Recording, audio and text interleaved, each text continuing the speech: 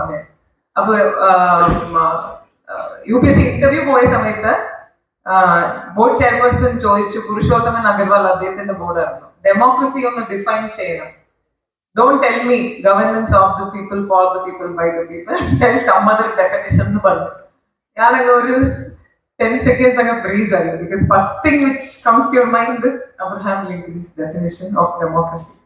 അപ്പൊ അതുപോലെ community policing is nothing but policing of the people, for the people, and by the people. That is what is community policing in crux യഥാർത്ഥത്തിൽ. അപ്പൊ രണ്ട് രീതിയിൽ നമുക്ക് policing ചെയ്യാം. ഒന്ന്, നമുക്ക് സ്റ്റേഷനിൽ വെറുതെ ഇരിക്കാം, ഇഷ്ടം മാതിരി പരാതികൾ വരുന്നു, ഇഷ്ടം മാതിരി ക്രൈം കേസുകൾ വരുന്നു. അതിന് കൂടാതെ ഡയൽ 112 വന്ന ഫോൺ കോൾസേ വന്നുകൊണ്ടിരിക്കും. തൊട്ടടുത്ത് സ്പീക്കർ ഭയങ്കര ഹൈ വോല്യൂമിൽ പ്ലേ ചെയ്യുന്നു.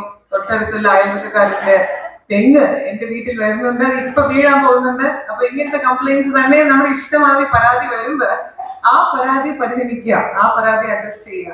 അത് ഒരു രീതിയിലുള്ള പോളിസിംഗ് ആണ്. രണ്ടാമത്തത്, we reach out to the community. അപ്പൊ നമുക്ക് അങ്ങോട്ട് ചെന്നിട്ട് അവരുടെ പ്രശ്നം എന്താണെന്ന് മനസ്സിലാക്കിയിട്ട് അവിടെ ഒരു ക്രൈം ഉണ്ടാവാൻ പോകുന്നുണ്ടെങ്കിൽ അത് ഉണ്ടാവുന്നതിന് മുമ്പ് തന്നെ നമുക്ക് അത് പ്രിവെന്റ് ചെയ്യുക. അതാണ് ഈ രണ്ടാമത്തെ system of policing. So that is what is actually community policing. Community policing is nothing but we reach out to the community. We understand what are their felt needs, and together we make a partnership. Together we build trust, and together we bring solutions to all the policing problems that exist. ഞാനൊരു idealist ആണ്. I believe in community policing. ചിലപ്പോൾ ഈ വേദിയിൽ കുറെ പേർക്ക് community police തീരെ interest കാണില്ല.